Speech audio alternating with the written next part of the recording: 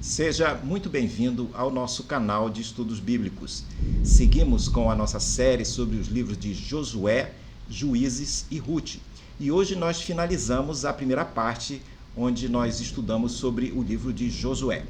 Vamos ler os capítulos 23 e os capítulos 24, alguns versículos selecionados. Por isso é importante você ter em mãos a sua Bíblia para podermos ler esses versículos. Importante também orarmos a Deus para que Ele nos oriente nesse estudo. Faremos isso agora e eu convido você para me acompanhar. Prezado Deus, nós te suplicamos que Tu nos orientes nesse estudo, que possamos aprender cada vez mais da Tua palavra e que Tu nos ajudes a colocar em prática aquilo que viermos a aprender. Te pedimos em nome de Jesus. Amém.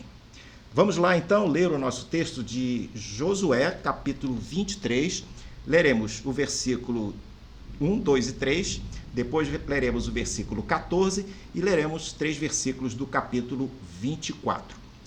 A palavra do Senhor, então, nos diz o seguinte no capítulo 23, verso 1. Muito tempo havia se passado desde que o Senhor tinha dado a Israel repouso de todos os seus inimigos ao redor. Josué agora já era bem idoso. Ele chamou todo Israel, os seus anciãos, os seus chefes, os seus juízes e os seus oficiais, e lhes disse: Já estou bem velho e vocês já viram tudo o que o Senhor, seu Deus, fez com todas as nações por causa de vocês, porque o Senhor, seu Deus, é o que lutou por vocês.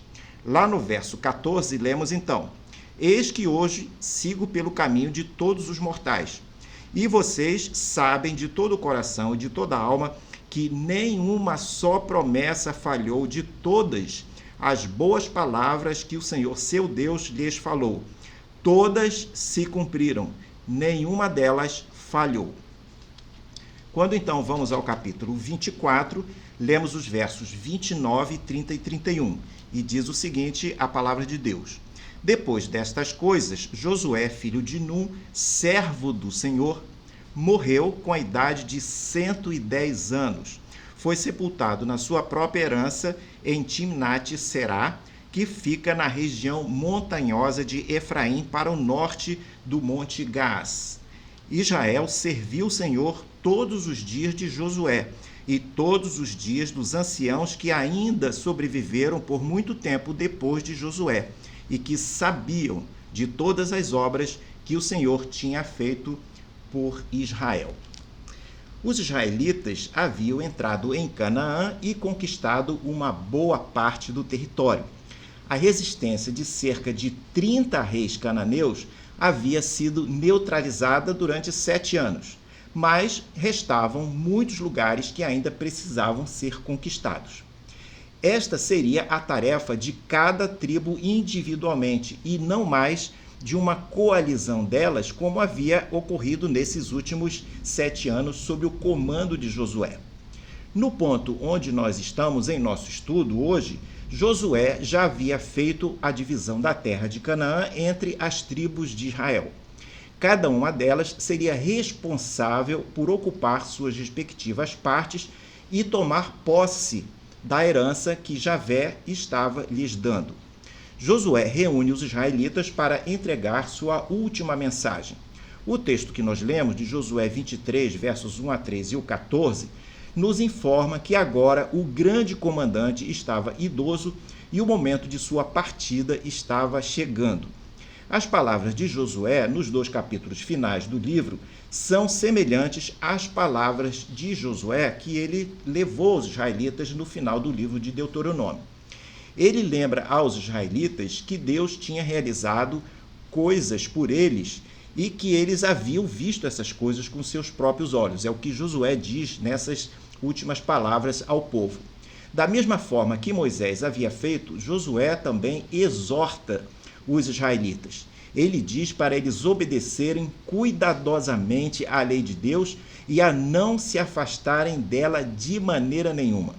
Os israelitas deveriam ter cuidado para não se associar aos cananeus, nem abraçar qualquer um dos seus deuses. Josué lembra ao povo das promessas que Deus havia feito e que todas elas haviam sido cumpridas. Eles também, o povo, deveriam se lembrar de que cada um dos julgamentos prometidos por Deus viria sobre eles caso não obedecessem os mandamentos do Senhor. No capítulo 24, Josué desafia aquela geração de israelitas que lhe ouvia a abraçar a aliança de Deus como se fosse uma aliança pessoal. E ele lembra também que eles deveriam escolher seguir os caminhos do Senhor. O povo responde assegurando a Josué que pretendiam seguir a Deus. Alguém poderia pensar que Josué teria ficado muito feliz com a resposta deles e que ele, Josué, os teria elogiado e encorajado, mas isso não acontece. O que ocorre é que Josué os adverte, alertando-os que possivelmente eles acabariam por não cumprir essa promessa. O grande líder pressentia como os israelitas iriam se comportar. Josué nos inspira porque, mesmo sendo uma pessoa comum como nós, Deus o utilizou de forma fenomenal, porque em sua vida ele decidiu se colocar inteiramente nas mãos do Senhor. No fechamento desse nosso estudo sobre Josué, veremos alguns destaques da vida dele que poderão servir de referência para a nossa própria vida. No próximo quadro, uma pergunta: como Deus capacitou Josué para liderar Israel? Quando Deus quer realizar algo, ele capacita uma pessoa para a tarefa. Ele também prepara a tarefa ou o local do serviço para a pessoa. No caso de Josué, Deus investiu inicialmente pelo menos 17 anos nele, preparando-o durante sua infância e início da sua juventude lá no Egito. Há outros exemplos no Antigo Testamento que mostram Deus atuando no chamado e na capacitação de pessoas. Por exemplo, de modo a preparar Moisés para a sua missão de liderar a jornada dos filhos de Israel do Egito até Canaã, Deus levou mais de 40 anos. No caso de Davi, ele foi ungido rei de Israel, mas antes de assumir o trono, Deus permitiu que ele experimentasse anos de lutas e provações, até que pudesse finalmente iniciar seu reinado em Jerusalém. Se nos aprofundarmos um pouco na história de Josué, vamos encontrar Deus usando pelo menos 3 elementos que prepararam Josué para o seu ministério. O primeiro elemento é que na preparação de Josué foi que ele nasceu no Egito. Na época em que os filhos de Israel estavam escravizados naquela terra sob grande sofrimento. Eles não tinham direitos e eram submetidos a trabalhos forçados. Era o final do período de 400 anos que haviam passado no Egito. Deus estava acompanhando aquela situação de crise e, em breve, ele iniciaria o processo de libertação dos filhos de Israel, levando-os de volta para a terra prometida. Êxodo 3:7 mostra Deus declarando: certamente vi a aflição do meu povo que está no Egito, e ouvi o seu clamor por causa dos seus feitores. Conheço o sofrimento do meu povo. Deus usou esse tempo como elemento de preparação de Josué para o chamado dele. É possível que você conheça alguém cujo sofrimento tenha feito essa pessoa se tornar ressentida, revoltada e amarga para com Deus. Mas, quando o sofrimento ocorre junto com a graça de Deus e com fé, torna-se uma ferramenta poderosa para o amadurecimento e o crescimento espiritual. Muitas vezes na Bíblia vemos o sofrimento sendo amenizado ou resolvido com alguma coisa que manifesta a glória de Deus. Isso tende a acontecer quando aceitamos nosso sofrimento como algo que está sob o controle do Senhor e confiamos que Ele usará aquela circunstância adversa para a sua glória. No próximo quadro, nós vemos mais 2 elementos que Deus utilizou para preparar Josué para o seu ministério. O segundo elemento foi a disposição de Josué para se submeter à autoridade de Deus. Josué aprendeu a submeter-se ao Senhor, colocando-se inicialmente sobre a autoridade humana de Moisés, que havia sido chamado por Deus para liderar os israelitas. Por um bom tempo, Josué atuou como servo de Moisés, sempre permanecendo ao lado dele. Josué aprendeu muito sobre como liderar, acompanhando as ações de Moisés. No início, ele seguia as ordens de Moisés, sendo que mais adiante ele aprenderia também a ouvir a palavra do Senhor de forma direta. Em Josué 1,7, por exemplo, temos um exemplo disso quando lemos o que Deus diz a Josué por ocasião do seu chamado. O texto de Josué 1,7 diz o seguinte: tão somente Deus falando com Josué: seja forte e muito corajoso, para que você tenha o cuidado de fazer segundo toda a lei que o meu servo Moisés lhe ordenou. Não se desvie dela, nem para a direita e nem para a esquerda, para que seja bem-sucedido por onde quer que você andar. O terceiro elemento que Deus usou na preparação de Josué foram postergações e a necessidade da paciência para conviver com elas.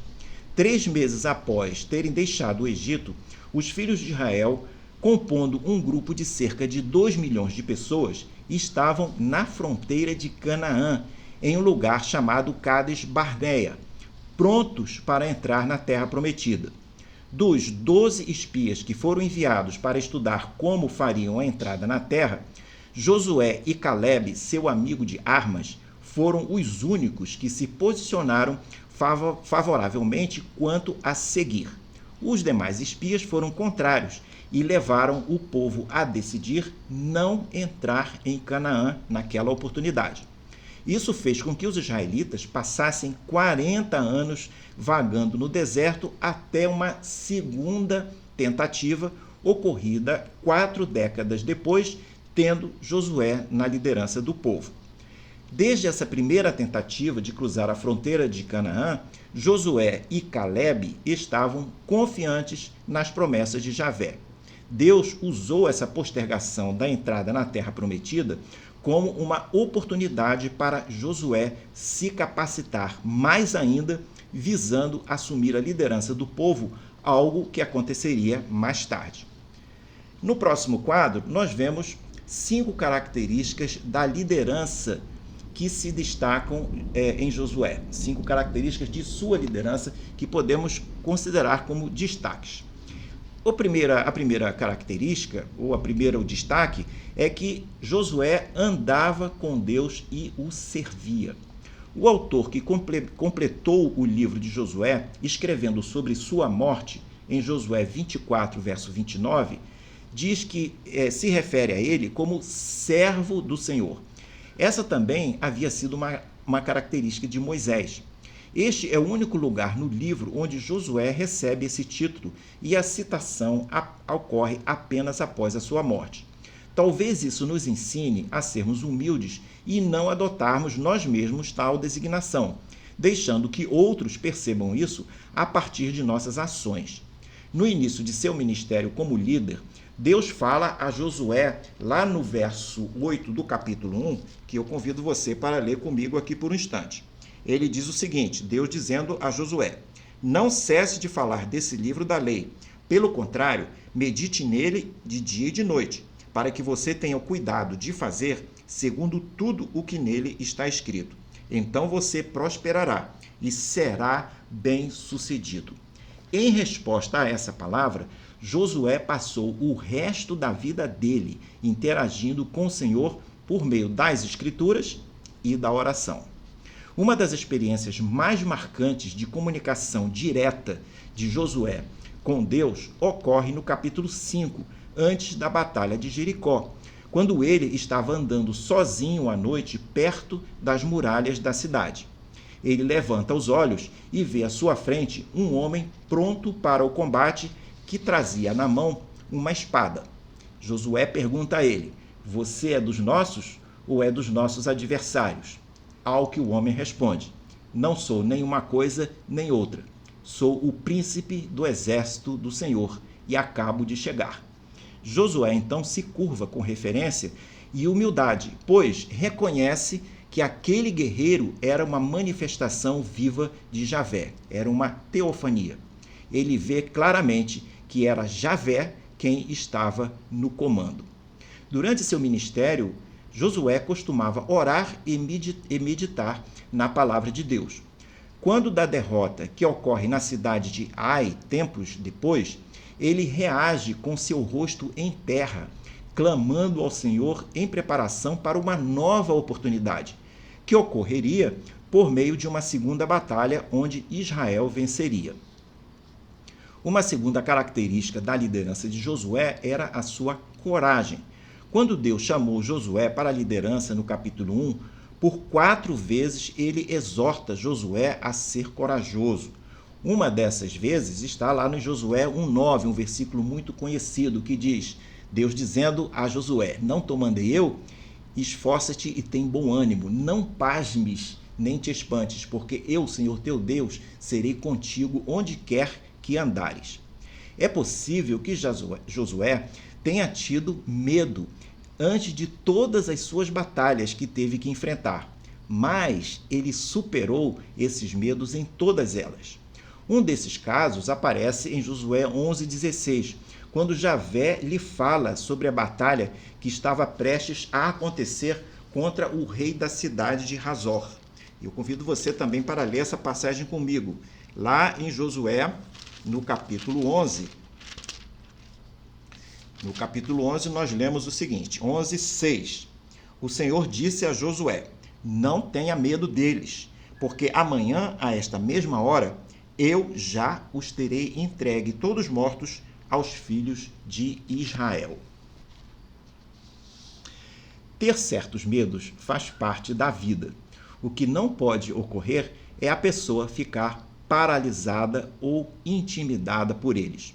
Josué podia sentir medo, mas a presença do Senhor com ele lhe permitia superar o medo e levar os israelitas à vitória. A coragem de Josué não se limitou apenas às lutas contra o inimigo, mas ele agiu corajosamente também em outras instâncias. Por exemplo, ele demonstrou coragem para lidar com o pecado do israelita Acã, que havia escondido despojos de Jericó, contrariando a ordem expressa de Javé sobre esse procedimento. Ele demonstrou coragem também ao desafiar algumas das tribos israelitas, no capítulo 17, a pararem de reclamar e seguir com a tarefa de conquistar suas respectivas partes da terra. No próximo quadro, nós vemos a terceira característica da liderança de Josué. É que ele costumava seguir os planos que Deus estabelecia. Por exemplo, a conquista da terra foi cuidadosamente planejada e executada. Ao longo da conquista, encontramos Josué, juntamente com seus oficiais militares, ou mesmo ele estando sozinho, eles estavam em oração com o Senhor, pedindo orientação. Houve algumas exceções quando Josué não ouviu, em espírito de oração, os planos de Javé para o caso da cidade de Ai, e fez uma aliança questionável com o povo de Gibeão. Nessas 2 vezes, houve fracasso. Mas a boa notícia é que Josué não desistiu e acertou seu caminho. Quando derrotado em Ai, ele admite o fracasso, busca a face do Senhor, se recupera e volta para vencer a batalha. No caso da aliança com os gibeonitas, Josué admite o seu erro publicamente e se empenha em transformar o erro em acerto. Um líder de vitórias não é alguém que está sempre certo, mas sim alguém que busca as decisões mais sábias e, se errar, aprende com o erro, procura consertar e volta para o certo. Uma coisa que Josué nos mostra é que voltarmos para o Senhor em nossas falhas, se isso nós fizermos, Ele nos perdoa, o Senhor nos perdoa, nos renova e nos dá forças para tentarmos novamente. O quarto destaque que fazemos quanto à liderança de Josué é que ele era um líder que inspirava confiança em seus liderados, tanto nas questões militares quanto nas questões espirituais. Seu relacionamento com seus liderados era de grande qualidade. Ele não poderia ter cumprido sua missão sem os milhares de israelitas que serviram com lealdade em seu exército. A conquista de Canaã foi resultado de pelo menos 3 fatores: as ações do próprio Javé, a liderança de Josué e o engajamento dos seus liderados. Ao longo das mobilizações militares no processo de conquista, as tropas de Josué responderam consistentemente às suas ordens. Isso mostra que ele era um líder que efetivamente inspirava lealdade e inspirava respeito. Os israelitas sabiam que Josué estava servindo ao Senhor e servindo a todo o povo de Israel. Quinta característica da liderança de Josué é que ele dava a Deus glória de suas vitórias. Em Josué 3,7, nós lemos Deus dizendo a Josué: hoje começarei a engrandecer você aos olhos de todo Israel, para que saibam que, como estive com Moisés, assim estarei com vocês. Mas, ao invés de se enaltecer, vemos que Josué diz aos israelitas, em Josué 3,10, quando se preparavam para atravessar o rio Jordão, ele fala o seguinte: nisto vocês saberão que o Deus vivo está no meio de vocês, e que sem falta expulsará de diante de vocês os cananeus. Ao longo do livro de Josué, ele repetidamente dá a Deus a glória pelos obstáculos removidos e pelas vitórias. Ele percebia que o Senhor venceria o inimigo, ele sabia que Javé era quem havia lhes dado a terra prometida e, por isso, o nome dele, o nome do Senhor, era que deveria ser magnificado. No próximo e último quadro, chegamos à nossa conclusão e temos aqui 4 lições ou 4 aplicações para os cristãos de hoje. A primeira lição, a primeira aplicação, é que nós não devemos assumir o crédito das nossas vitórias. Se nossas vitórias são reais, é porque elas vieram das mãos de Deus. Por isso, não devem ser motivo para acharmos que o crédito foi nosso. Segunda aplicação, ou segunda lição, Deus é fiel e extremamente poderoso. O livro de Josué está cheio de exemplos de poder de Deus. Aquele que é fiel é também aquele que é todo-poderoso. Um desses exemplos é Deus interrompendo o fluxo do rio Jordão para que seu povo pudesse atravessar para a terra prometida. Vemos também na história de Jericó Deus providenciando a libertação dos espias através da cananeia Raabe. E vemos também, posteriormente, Deus promovendo a destruição das muralhas daquela cidade. Lemos ainda Deus destruindo seus inimigos com uma tempestade de pedras em Josué 10:11. Em seguida, em Josué 10:13, ele faz com que o sol, o Javé, Deus, faz com que o sol se detenha por certo tempo em defesa dos israelitas. Terceira aplicação: as vitórias de ontem não garantem as vitórias de amanhã. Josué nos lembra que o fracasso poderá estar a uma geração de distância. Cada geração tem que escolher se vai servir a Deus ou não. Os israelitas foram enfaticamente informados de que deveriam diligentemente ensinar os caminhos do Senhor aos seus filhos. Nós também devemos ter o cuidado de ensinar esses caminhos aos nossos filhos. Cada geração deve ser encorajada a seguir os caminhos de Deus e deve escolher se fará isso ou não. Quarta aplicação desse nosso estudo: os maiores desafios podem ensejar os melhores momentos. Vale observar que os melhores momentos de Israel ocorreram por ocasião de seus maiores desafios, exatamente quando estavam diante de grande oposição e de grande perigo. Muitas vezes somos tentados a pensar que a presença de Deus será encontrada apenas em tempos de paz e prosperidade. Mas nem sempre será assim. O fato é que quando a vida nos pressiona mais fortemente, é quando mais nos apegamos a Deus. Foi o que aconteceu com aquela geração de israelitas. Israel havia acabado de perder o maior líder de todos os tempos, Moisés, e haviam sofrido a perda de toda a geração anterior que morreu no deserto. Forças inimigas os ameaçavam, mas foi durante esses momentos mais difíceis que Israel viveu o seu melhor tempo. Quinta e última aplicação: Deus sempre cumpre promessas e capacita seus servos para a vitória. Ao concluir o estudo e associar liderança com o conceito de servo, que foi uma prática de Josué, vem à minha mente 2 pensamentos.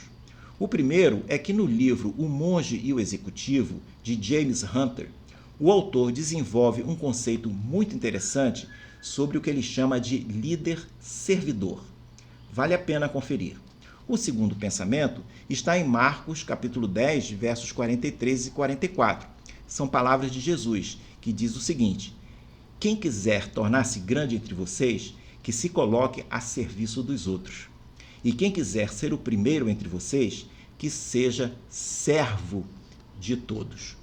Finalizando, uma das principais mensagens de Josué é que Deus cumpre suas promessas e capacita seus servos para a vitória.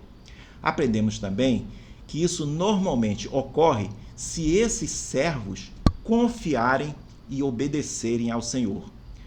Você aceitaria esse desafio de ser um servo de Deus, seguir os preceitos dele e, com isso, ser vitorioso em sua vida pela graça e pelo poder do Senhor, como aconteceu com Josué?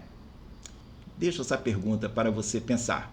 Ficamos hoje por aqui, espero que você tenha gostado do estudo. No próximo quadro você pode ver o panorama de toda esta série que nós estamos desenvolvendo. Logo na próxima oportunidade entraremos no livro de Juízes. E eu convido você para continuar acompanhando a nossa série de estudos. Deixo com você um grande abraço e espero vê-lo numa próxima oportunidade. Até lá!